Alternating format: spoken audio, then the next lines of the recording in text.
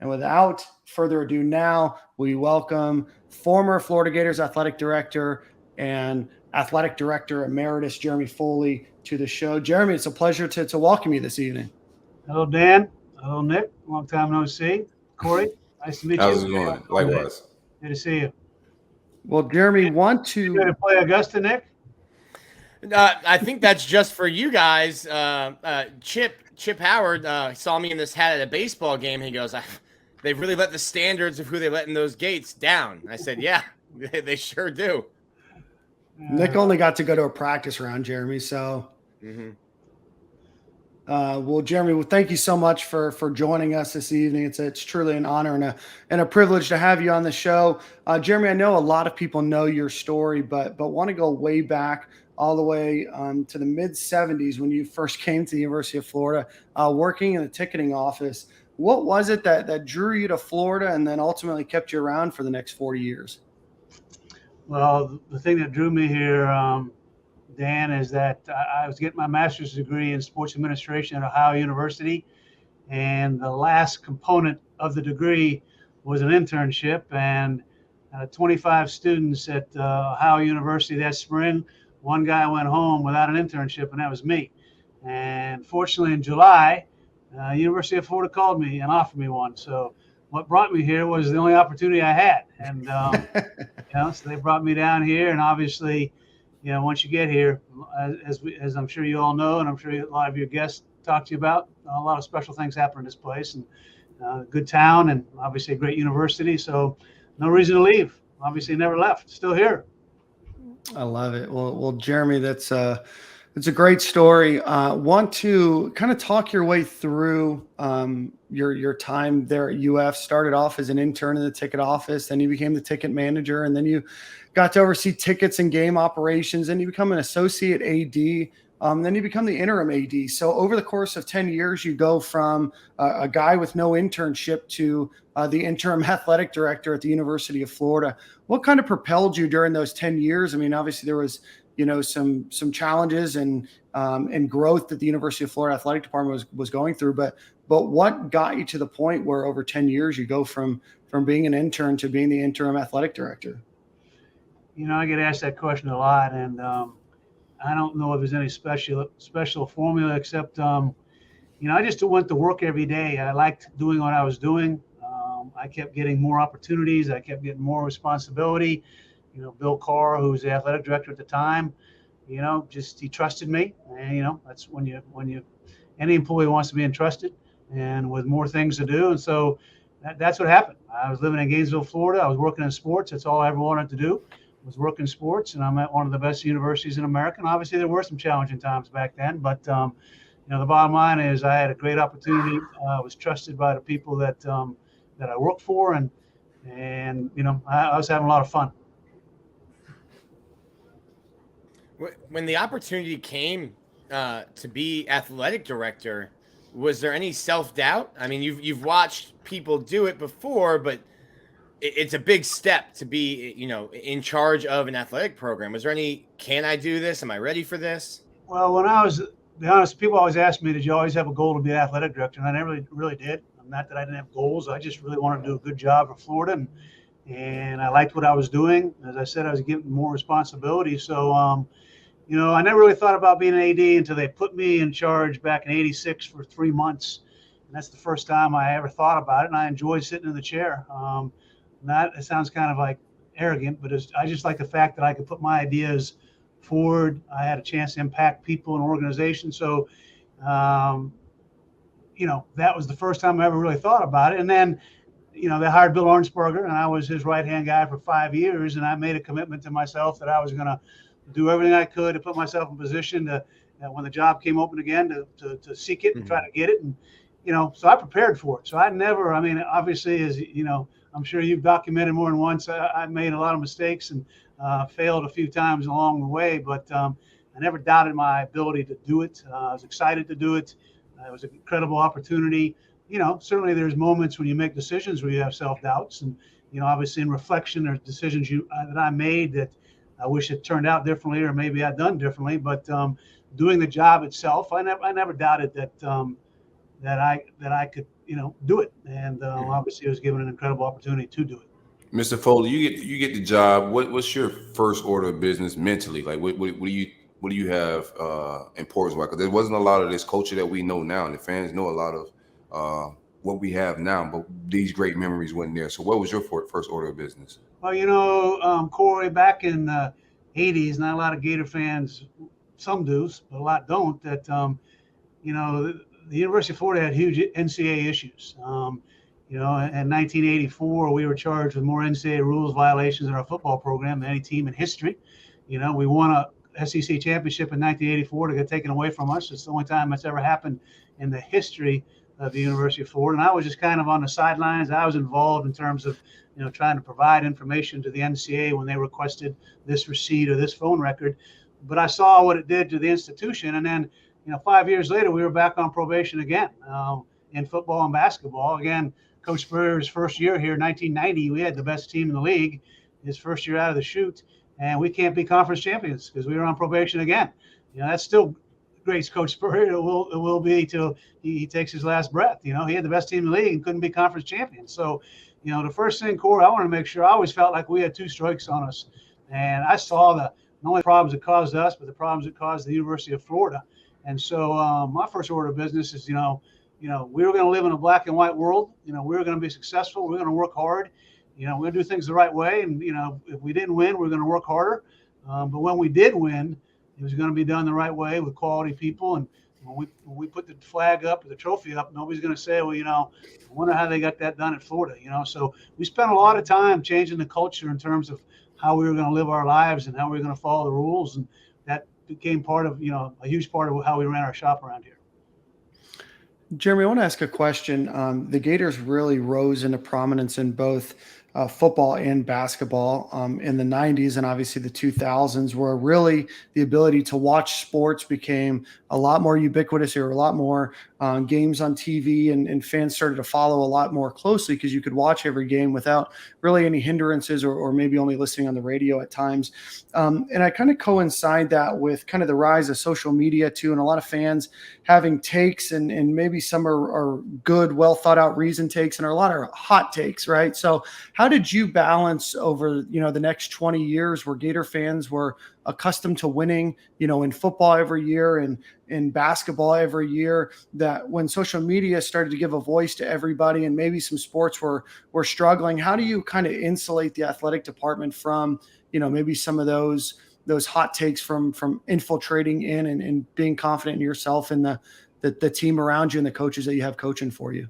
It's a great question. And, something I talk about a lot. I do some mentoring right now with some coaches around the country, a few coaches here still. And, we talk about this. And, fortunately for me, the prevalence of Twitter was really just starting to come in towards the end of my tenure, right? Mm-hmm. That being said, obviously there were ways for, as you say, for fans to, give their hot takes. And, when Coach Spurrier left here and I hired Coach Zook, that was really the first time I'd ever gone through that type of criticism. I mean, it was pretty intense.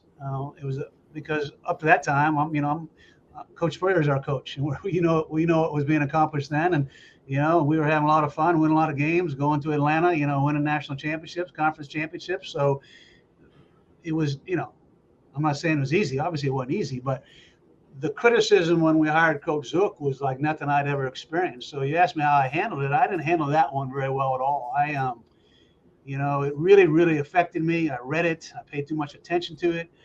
I'll be honest with you. I thought at that time, all these fans were weighing in emails. I said, they're taking the time to write, and hot takes is being mild. I said, well, I need to respond to them. So I'm responding to all these people, taking the time to do that, spending, really kind of changed who I was. I kind of became a recluse. I didn't go out. I felt it. I didn't like being in restaurants. I wasn't tough. You can't sit in a chair like this, having a thick skin, and at some point, 3 or 4 months later, 6 months later, I said, something, the heck with it. I made the decision I thought was right. I spent the next 3.5 years, my staff did, working like hell to make that thing work. Obviously we had some success, but not what the Gator fans were expected it to. And it was, but from that point forward, I never paid attention to it. And I mean that sincerely. I don't need to read. Emails came in, I would just delete them, not being disrespectful, but there was too many of them. I had a job to do. You can't do your job and respond to that type of stuff, I didn't need to go on talk radio shows and listen to it. When Will was 4-8, did I need to go read stuff to know that people were upset with us, upset with me, upset with him? Of course not, And it takes you away from the job at hand. And I'll be honest with you, I think it's one of the biggest challenges that the profession faces right now because it's real. Players are on it, coaches are on it. I was talking to one of the coaches that I mentor, and he was telling me that he thought at one point he was paying too much attention to it, and he's worked really hard at changing. Not the coach isn't here, but he made the comment that that when you pay attention to that stuff too much, and you read it too much, and you internalize it too much, it makes you a lesser version of yourself. Okay, and it's a great line. Okay, people are entitled to their opinions, and people aren't happy if they're unhappy. I get it. I'm a big fan too. I'm a Boston Red Sox fan. If there had been Twitter or emails back then when I was growing up, they would have hurt me left and right. Seriously. That's what fans do. Yeah. You can't go down that rabbit hole. And there's only so many hours in the day, and there's only so much room in your head. So early on, to answer your questions, Dan, I didn't handle it very well. After that, again, it's not that I didn't care, but I got the type of thick skin you need to sit in a chair and be a CEO. And just worked like heck to make things as good as I could for the Florida Gators. What would your email have said to Bill Buckner? Something? I felt bad for him, so it wouldn't have been. Okay. I don't think I would have said anything. I'd have been mad at Dan Duquette when he let Roger Clemens go. There's a bunch of trades they didn't make that I would have made. I know how it works. You've read enough of those emails that you could fire one off to somebody else in charge of a team that you like. You're like, I know the formula of these emails.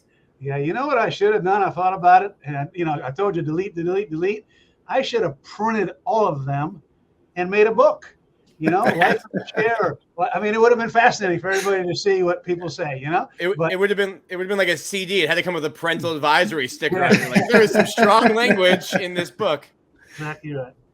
Mr. Foley, I think he was ahead of your time with trying to make every sport at the University of Florida great and everything school. That's one thing the fans brag about. What was your ideology behind that? I know we're in the South, so football has always been big. What made you want to make every single sport here a championship sport? Corey, first of all, growing up, I played a lot of different sports. I like different sports. I like watching different sports.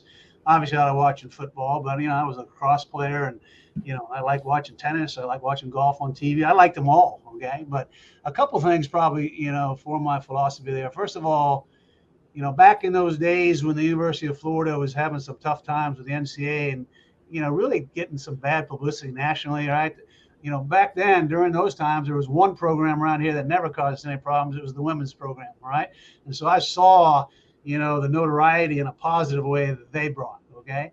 And then at the University of Florida, as it relates to the women's program, I made this comment to someone the other day, during my interview to be AD, they asked me, well, what did I think about gender equity and everything? I said, I only know one way to do it. It's always been that way at Florida. Every president I worked for, every athletic director prior to me, women's athletics was important. All right. So as much as anything else, if you're going to run an intercollegiate athletic program, obviously I understand the importance of football, especially a place like Florida. Understand the importance of having a full stadium, going to big bowl games, selling T-shirts and, paraphernalia. I get that, all right? But at a place like Florida, if you're going to have an intercollegiate athletic program, you got to be good in everything. You can't be just good in football, in my opinion. That's one thing that drove us so hard when we hired Billy to change the culture in basketball, but to be recognized as one of the best athletic programs in America, I think you got to make a statement in March. I'm not saying you're going to go back to back. It's hard to do that. I'm just saying, absolutely, we would be in the tournament 1 year and out 2 years, and then won one and then out. Before Billy got in, we've been in the tournament 5 times in our history. I don't think you can be talked about as a great program. There's too much notoriety and too much attention paid to March Madness. So all that went into our philosophy, right? And if we were going to play it, we were going to try to win. I think people like that. I think our coaches like that, our athletes like that. That was our commitment. If we were going to play, we were going to compete at the highest level. It's why when we started, our soccer program, our softball program, our lacrosse program, we hired coaches 2 years before we started playing. We wanted them to come in here, start recruiting, okay?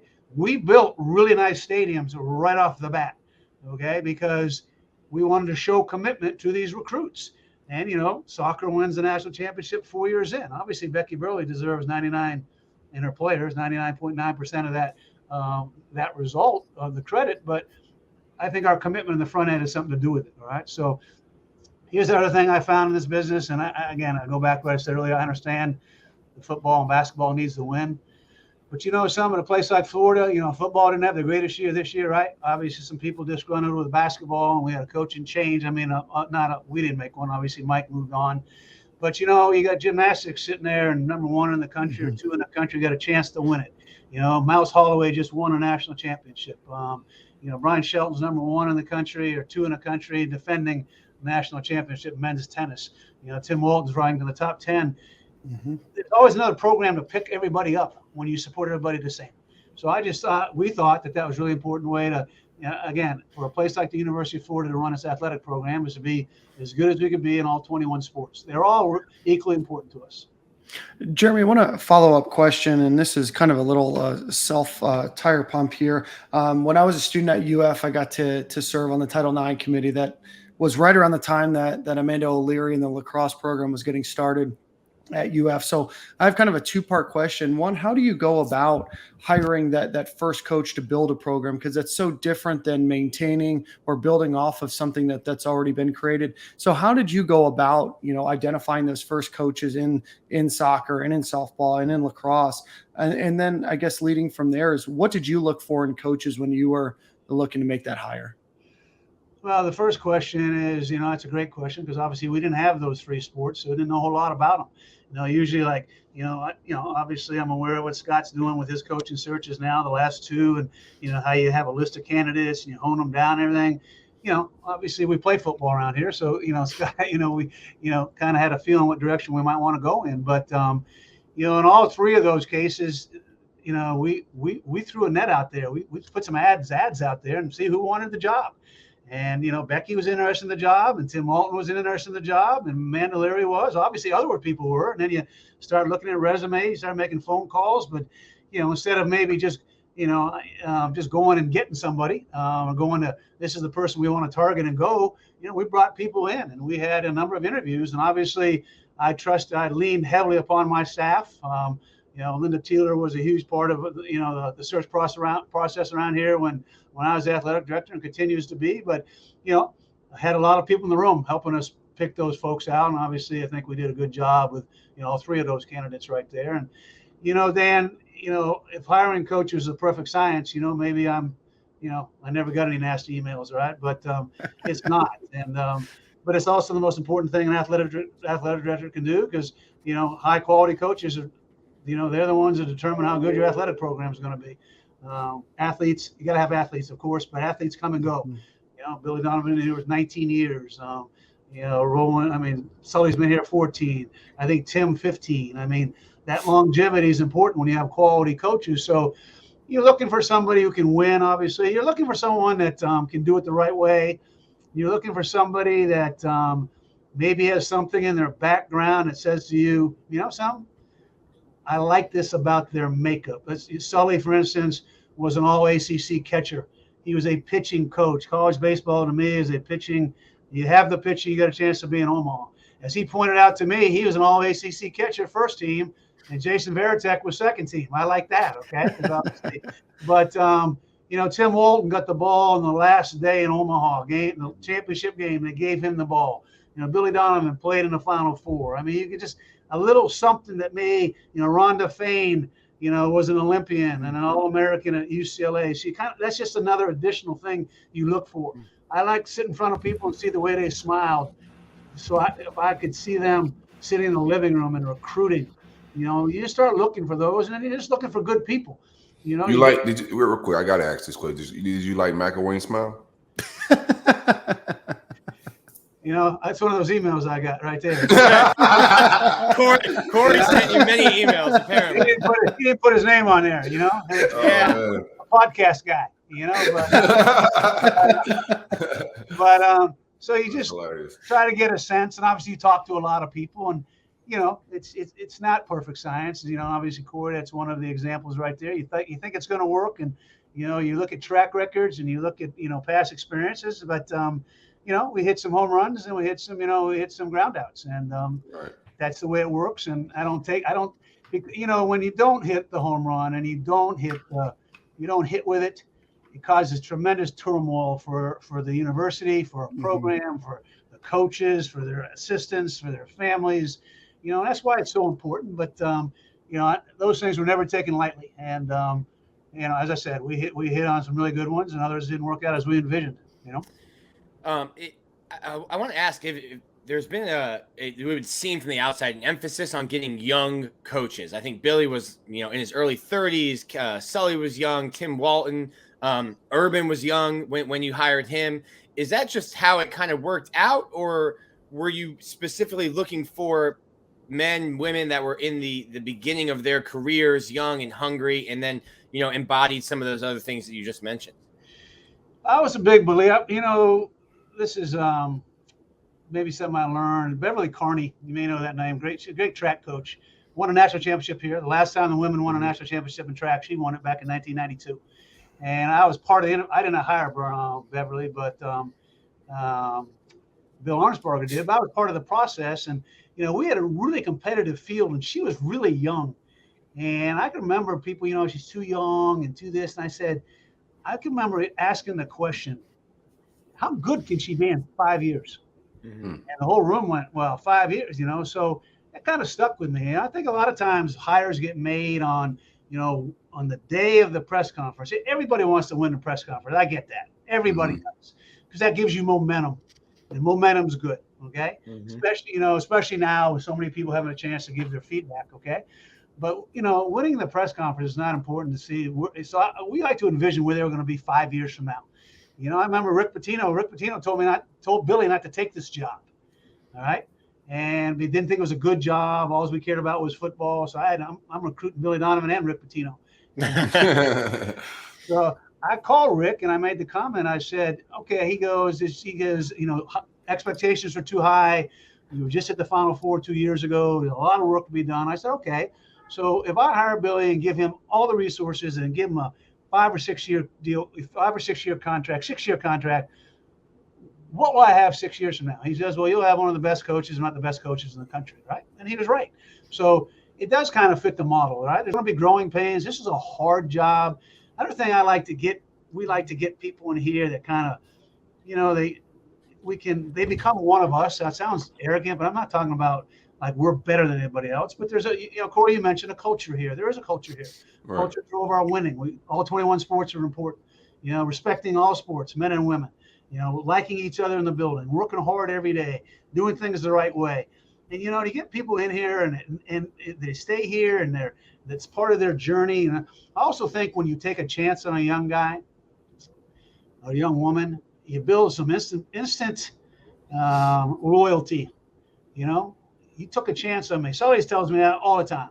I would never have had this opportunity if you hadn't believed in me when I was an assistant coach, right? I think that builds some loyalty. This is a competitive business. Every time there's a job opening, everybody, is chasing other people's coaches and agents get involved. And I get you have to compensate them. I mean, I certainly was part of that world. But, you take a chance on somebody and you give them the opportunity to be successful, to give them a chance to be in that position. I think you have a built-in chance as long as you're taking care of them, paying attention, to keep them around for a long time. So, yeah, part of the model. Corey brought up Jim McElwain, and we've talked about social media. What was that coaching search like with the way social media had started to become a beast? Because I imagine that was the first time you're conducting an interview and there's a media camera, long lens outside shooting through somebody's front window, taking pictures while you're trying to do an interview. Yeah, I mean, obviously it began to escalate there.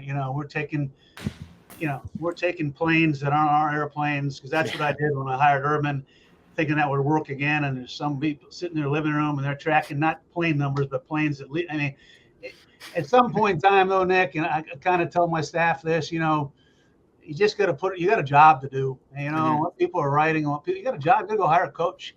And obviously you'd like to do that in secret. Obviously you don't want there to be any chance that the search gets messed up because the whole world knows you're hiring them, and there's pressures to bear for the person to stay. So does it make it more difficult? Yeah. I mean, but again, it becomes part of the gig. And I told Scott, when obviously he's hired several coaches since I said, Scott, because I know Scott likes to be on Twitter. So, and I've told him this. I said, stay off Twitter when you're hiring a coach, dude. It'll distract you. And so yeah, it can make it more difficult. But I think at the end of the day, that's when you just got to revert back to the form. Don't read it, don't pay attention to it, and go do the job you're hired to do. Was it always Urban on that hire? I know that's the year that Steve Spurrier was also leaving Washington. Yeah, I mean, obviously, Coach Spurrier, everybody was on a list. At the end of the day, Coach and I talked.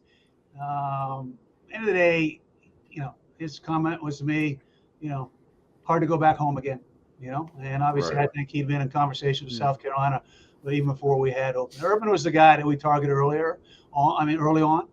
At that time, and obviously, things have a way of, good fortune sometime.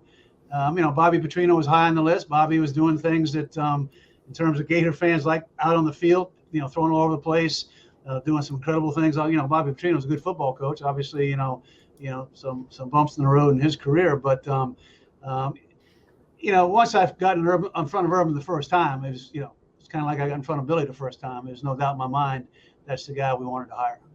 And obviously, we had to fend off Notre Dame, Yeah, that was actually my follow-up question was, what was it like to fend off Notre Dame? And, how did those negotiations, obviously, without, a lot of the details, but, was there a sense of, I don't want to say panic, but was there a sense of just lack of confidence at times, or what is your mindset when Notre Dame gets brought in? That's a good word. That crept in more than once. But let me give you a little, I'll tell you the reason I think that ended up okay in our favor. Back then, nobody let their football coaches go in the middle of the year. And, we did with Ron again, I'm not proud of that. I mean, as a decision we thought we needed to make, no point waiting. And what that allowed us to do is begin doing research on a lot of different coaches. And obviously did a lot of research on Urban. And Urban was having that 12-0 year at Utah, and we weren't going to bother that. I'd never try to bother somebody in the middle of their season.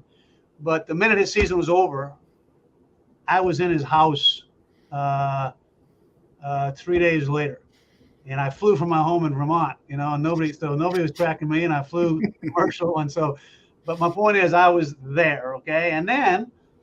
And we had a great conversation, and I knew he was really interested in our job. And then I was having lunch down with Chip Howard, obviously a right-hand man for me and Scott, down at the restaurant here in town, just lunch, and about 4 or 5 days later, after I'd first seen him, and scrolls across the TV that Notre Dame had fired Tyrone Willingham.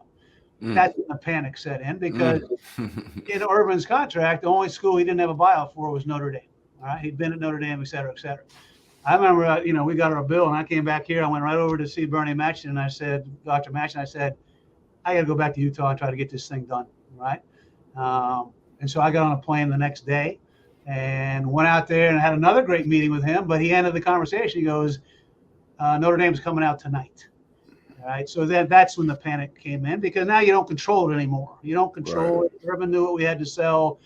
That's probably one of the worst night's sleeps I ever had in my life. And then the next day, I went over to see Urban. He said, walked across the room and shook my hand. He goes, I'm going to be a Florida Gator. And I just think the fact that we had so long to research it and had been out there twice, probably gave us a little bit of a leg up on Notre Dame. And so I always tell people this day and age, I don't advocate for making coaching changes early. I don't, coaching changes are hard. Any coaching change is hard. But to try to do that after the last game of the year and then try to get it done before signing date and all the things you have to do, it's really hard. Any time you can buy is helping you on the next search. And to me, that's what's most important. So, was that when you're saying, which I think I've always liked, what must be done eventually should be done immediately? Is that kind of where it came from, that year with Ron and then going and getting Urban? Well, I get credit for coming up with that saying, and I've always told people, because I don't like. Don't pass the buck. You're getting credit. It's a great saying. But something, I have this little thing in my office. I have all these things that I had during my career, little sayings and everything. And there's a newspaper article that I found back when I first became athletic director. So that thing is, 30 years old. That's a Henry Kissinger saying. And Henry Kissinger said, and I have it underlined, I'm looking at it right now, what will be done eventually should be done immediately. And I always thought that, yes, and I always thought that made sense, because if you wait, let's just put it this way. And again, this is just an example. I'm not piling on, but obviously it was controversy that I let Ron go when he did. He recruited very well. Obviously, you know that, right? Right. It's not like we weren't going, we didn't go to Atlanta, but we were going to New Year's Day bowl games. We beat Georgia twice. I mean, so it wasn't, so maybe wait another year. Okay. And if you do that, if it's, then Urban Meyer is at Notre Dame, and the history of Florida has totally changed. Okay. So that's just an example of what should be done eventually, will be done eventually, should be done immediately. Because at the end of the day, it's not about the individual, which sounds selfish, but it's not. It's about the organization. And you're trying to do what's right for the organization. And obviously, sometimes that means there's tough decisions. And obviously, my tough decision pales in comparison to the coach that has to hear it, have to deal with it, and their families. And I get that. I'm not minimizing that at all. But at the end of the day, I just think you got to do what you think is right for the organization, because I think that's what you get paid to do. And then I will defend you. I don't know if you think I've defended you ever since I've been here. But there's a lot of people that will not give you credit for that Urban Meyer hire. And that was Dr. Machen. And he's the one that got that done from talking to people and from hearing your story.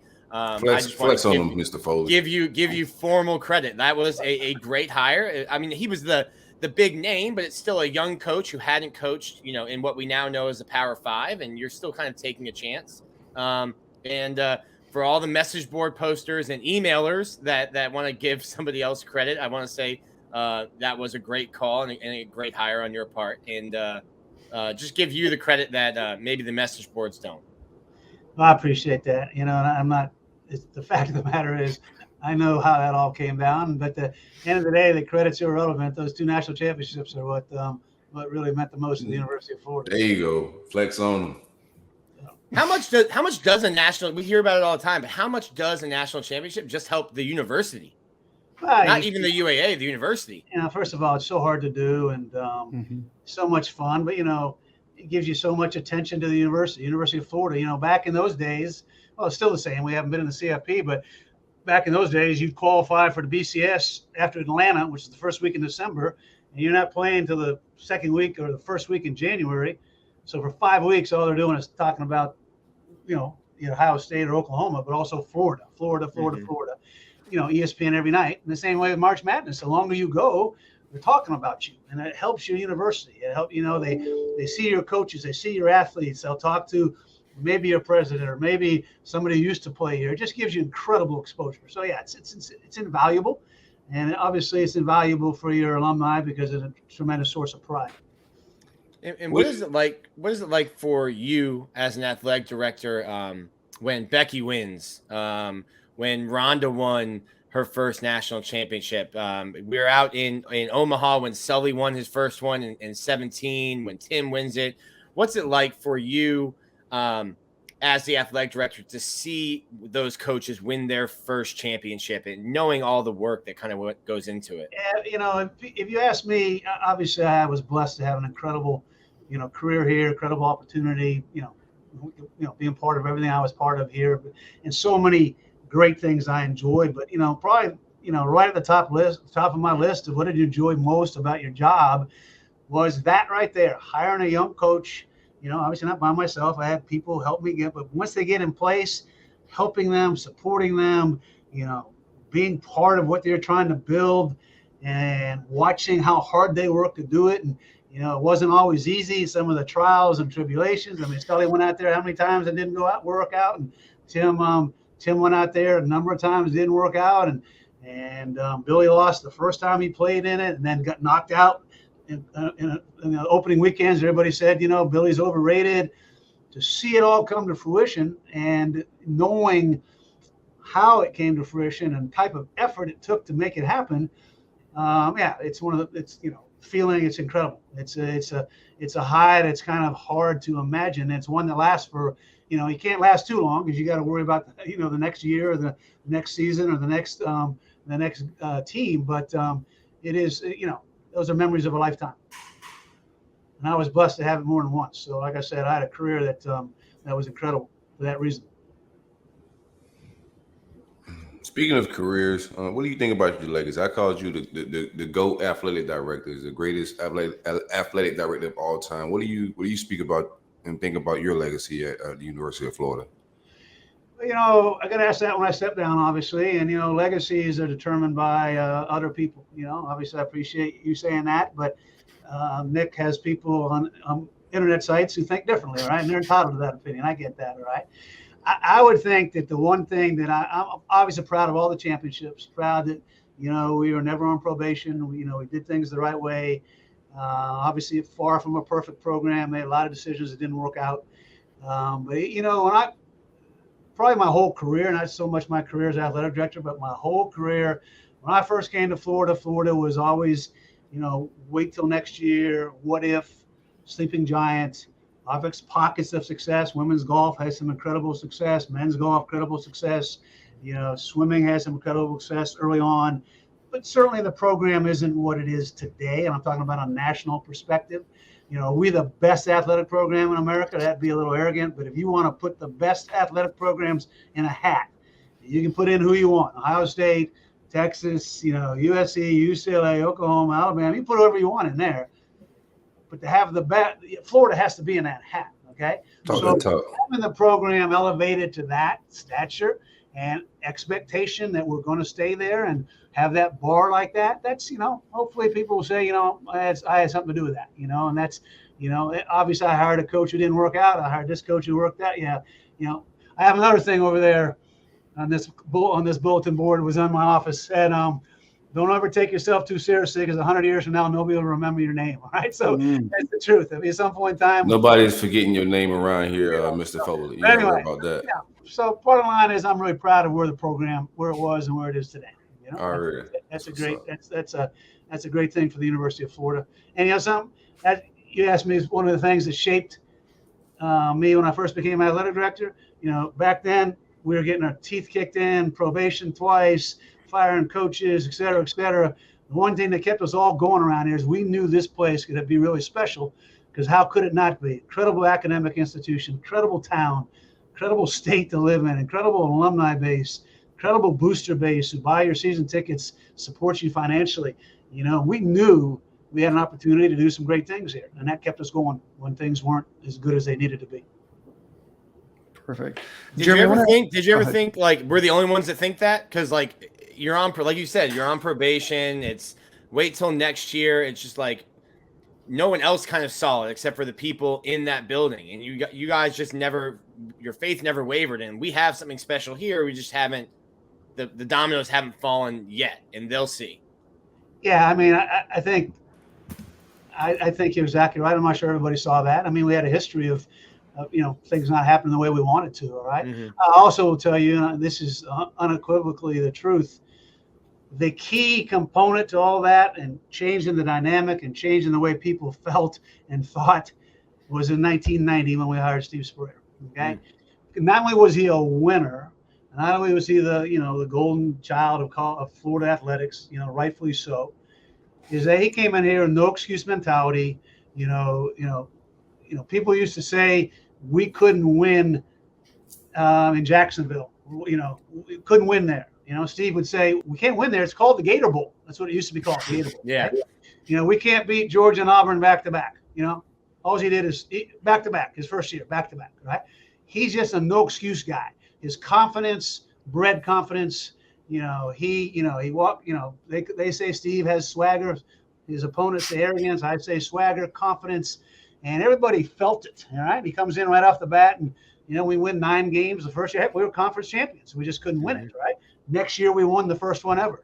Next year we're playing in the first ever SEC championship game in Birmingham. So the key to me, obviously, we hired Billy, and we had a belief in here and a mindset that we could be great. But Coach Spurrier was the lead dog in making it feel like that could happen, in my opinion. Jeremy, I want to ask you, so you officially stepped down as athletic director in 2016, and here you are, you're still at the University of Florida 6 years later as athletic director emeritus. I think there's a lot of, questions. I mean, and, more than anything, just kind of curiosity about what your role is now and your connection back to the University of Florida athletic department still. Yeah, well, I think some people worry about that I'm, have my hands in things or too much that I shouldn't. And, from day one, first of all, the decision to step down was mine. Mm-hmm. 25 years. I don't say that, just mine. It was time. Mm-hmm. Okay. And, Scott Strickland and I have been friends for, I don't know, before he got hired here, 7-8 years. I was a strong advocate for his candidacy here. And I told him from day one, I said, Scott, I'm not trying to be the athletic director behind the curtain. If I wanted to still be the AD here, I still have years left on my contract. Mm-hmm. So I'm in an office nowhere near Scott's, but I'm here when he needs me. Any coach who comes by here that I hired a bunch of these coaches, and sometimes they'll come by to pick my brain in terms of, philosophy or culture or decision making or some things they have to deal with. Coaches are CEOs, and sometimes they struggle with the CEO part. I help them do that. Every once in a while, Scott will deal with something that's maybe new to him in terms of Florida Nation or at the University of Florida. What did I do? How would I handle that? What do I think? And my advice to him is just his advice, trying to help them. And I told you I mentor some coaches. I do that around. I probably got about 14 or 15. It's kind of an organic. It's not a business. It's just my way of paying it forward. I don't charge anybody anything. I just I have some coaches around the country who call me for the same reason, just to pick my brain.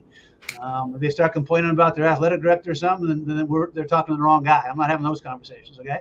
Or if they start complaining about their budget, they're talking to the wrong guy.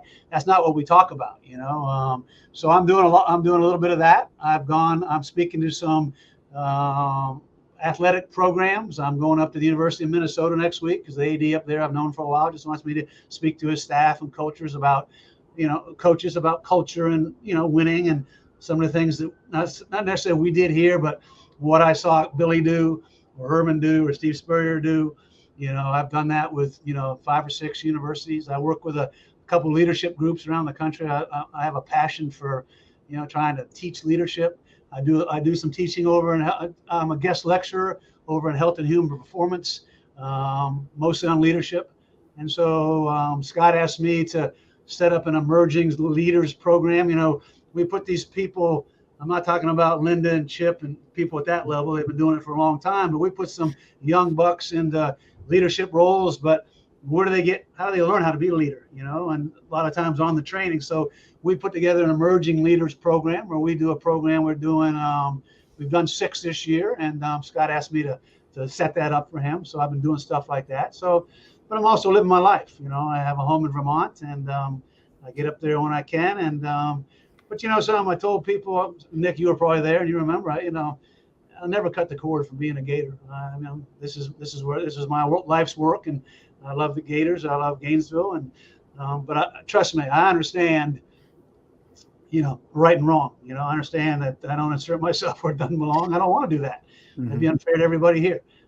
I very seldom get out of this little office unless somebody wants me to come down to their office, right? Because I think it's appropriate for, it's Scott's show. We let him run it. And obviously, he doesn't need much help. He's doing a great job. Perfect. Nick, Corey, any final questions? No. Give me your celebratory moment, 96 national championship, Steve Spurrier. Like, what was that like? It was incredible. When I first got here, all we ever wanted to do was win one SEC championship in football in 1976. And obviously we won one in 91, and now 96 we're national champions, obviously who we beat. I go to the press conference, and I usually take the bus back to the hotel. Well, it took forever. Everybody's doing interviews. I said, heck with this. I'm going to walk back to the hotel. Wasn't that long? Probably a 10-minute walk. You would have thought that, either Paul McCartney or Mick Jagger. I was walking down the streets, and when people saw me, you would not believe it. There were no bad emails that night. High fives and hugs and people crying. Everybody who saw me just couldn't have been nicer to me. And of course, I was already on a high, you know. So I mean, Right. it's like I floated above the sidewalk. I mean, I was as happy as they were, but it was an incredible.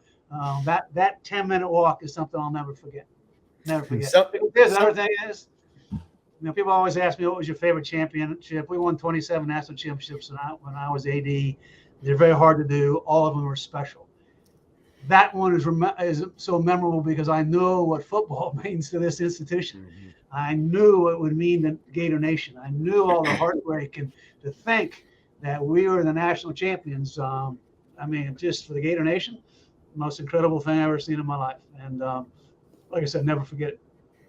Somebody told me Coach Spurrier tried to go down to Bourbon Street that night, and that whole trip lasted about 4.5 minutes before he realized that he couldn't go anywhere. And I think he put a hat on instead of a visor as his disguise. He puts on a hat and sunglasses. He thinks nobody can recognize him. Right?